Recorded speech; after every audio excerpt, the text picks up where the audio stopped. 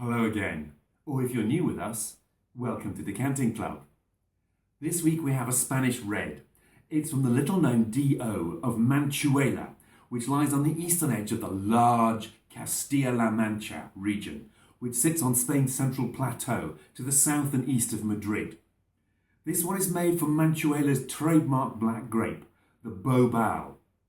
Apparently, it's the second most planted black grape in all of Spain, after the much more famous Tempranillo, and yet I'd never heard of it either. There are good reasons for this, and I go into them in the text on the website, so do take a look at that.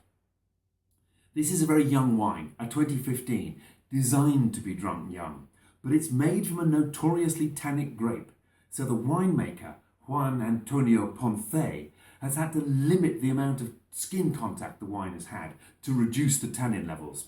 Normally this would give you a pale wine, which this clearly isn't. The Bobal is a very deeply coloured grape, and also this wine has been foot-trodden. The winemaker and his mates have got into the vats and stomped up and down on the grapes. Really old school winemaking, and it's actually a very good technique for extracting colour without tannin. So you have quite a deeply coloured ruby wine here, with a definite purple tinge to it, which you can notice especially if you look through the rim of the wine. That purple hint is a dead giveaway that we're dealing with a very young red. Now that smells very Spanish, floral, roses.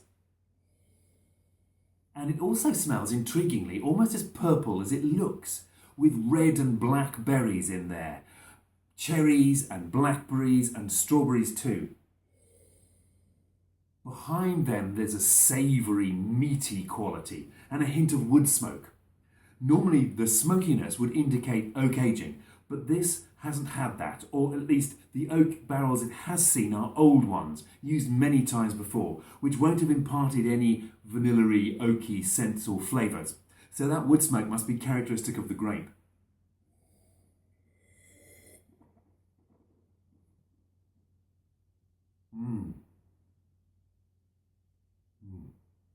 That's really fresh and fruity. Earthy too, only medium bodied. But there's strong black fruit flavours in this, starting off with blueberry, but then they change in the mouth.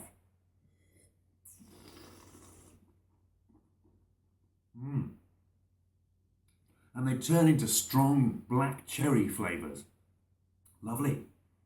That earthiness persists into the finish too, which is spicy and also has a touch of bitterness from the tannins. They're velvety and well controlled, but they're definitely there, adding structure. And after a few mouthfuls, you might be able to notice slight drying around the gums. But this is not the tannic, alcoholic monster I was expecting from these vineyards, which are incredibly hot and dry. I was expecting something much more rustic, and this is a remarkably elegant wine. But it still speaks of its place. That smokiness and savoury meaty quality and the roses on the nose, all very Spanish, and the earthiness on the palate. It's got understated charms, this wine. It creeps up on you. It's very Moorish. And I was in danger of finishing the bottle before I got a chance to film with it. Cheers.